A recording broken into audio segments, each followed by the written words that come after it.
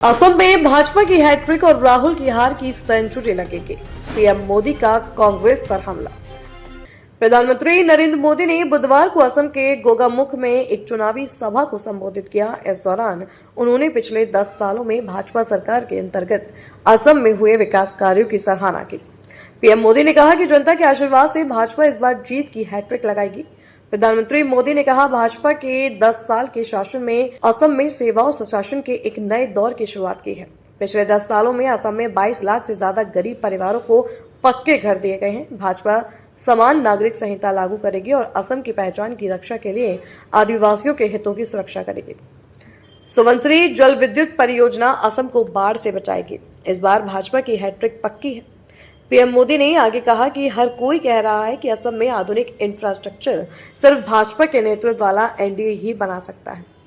असम के चुनाव की घोषणा के बाद ये मेरी पहली जनसभा है। ये जो सामने जनसमुद्र है, युवाओं में का ये जो उत्साह, बहनों बेटियों के ये आशीर्वाद, ये प्यार, इस बात की खुली घोषणा है कि इस बार हैट्रिक पक्की है।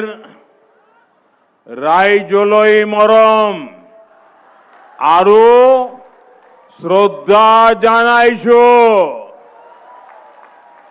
আপোনালোক সকলোলে বহাগ বিহুৰ উলগ জনালো।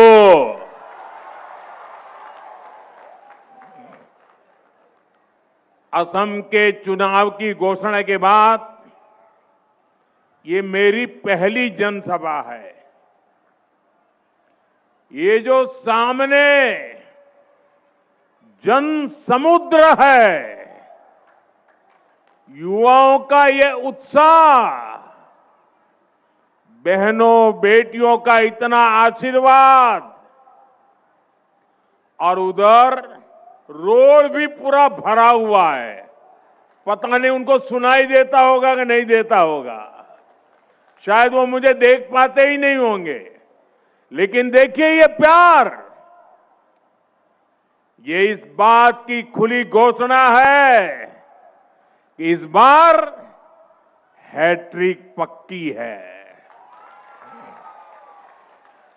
देखिए, आप सबके आशीर्वाद से मुझे प्रधानमंत्री के रूप में हैट्रिक बनाने का अवसर मिला। आप सबके आशीर्वाद से इसी मैदान में मुझे हैट्रिक लगाने का अवसर मिला है। मैं तीसरी बार आया हूं यहाँ।